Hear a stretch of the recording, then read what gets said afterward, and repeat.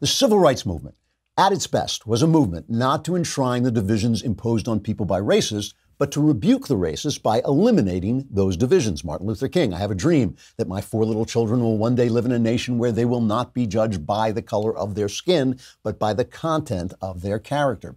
So how is it that today's identity politics is about not eliminating, but continuing and even enshrining those racist divisions?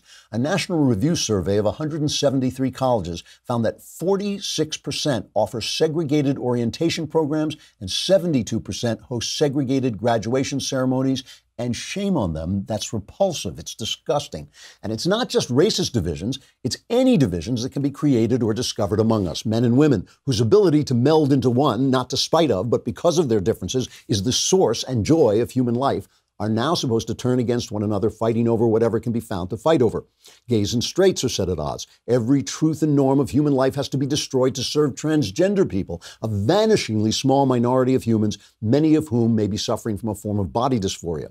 And of course, the people who urge these divisions on us don't really care about the groups in questions. They don't care about blacks and women, gays, transgenders. We know this because if anyone from those so-called identity groups stands against the left-wing agenda, if any black or woman or gay or transgender supports Republicans or Donald Trump, he or she is excoriated, booed, shouted down, called names, and excluded from the identity feast. It must be then that the leftism, not the identity stuff, is the whole point, and that the divisions are created in the service of the leftism. We are segregated into groups and turned against one another, and then the government is supposed to descend deus ex machina and impose equality and justice on us. Because, of course, that's what leftism is. It's more government, more top-down solutions, less individuality, less community.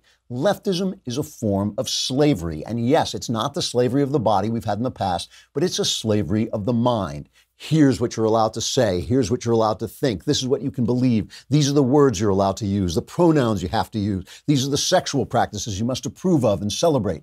We're the government. We know best. They tell us this is the road to utopia, but in fact, it's a road that has no end. It just goes on and on and on with more and more division, more and more hatred between us, more and more government solving our problems by taking our freedom and telling us what to think and who to be.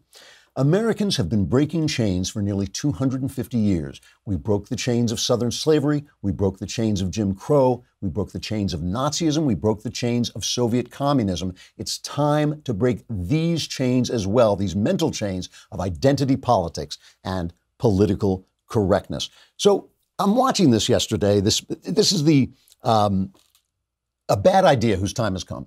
Reparations, okay? This is all part of what I'm talking about. Ta-Nehisi Coates wrote this article, I think it was for The Atlantic.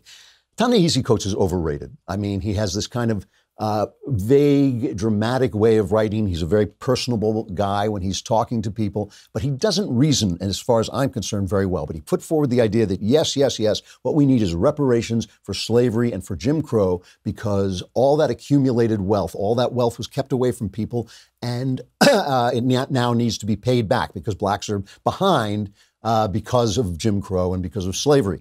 Never mind the Jews were excluded, never mind the Irish were excluded, the Italians, never mind all that, blacks specifically. So now, of course, the Democrats, as they drift further and further to the left, have taken this up in the House Judiciary Committee, which is Jerry Nadler's crap show. They are having a hearing on a bill about reparations that would basically create a federal commission to study and report on the impact of slavery and the Jim Crow segregation laws that followed abolition, and who gets the money, who would get money to be paid back for this. It's called H.R. 40. And it's got a lot of supporters. It's got more than 60 co-sponsors, public endorsement from Pelosi, who has not endorsed a reparations bill before.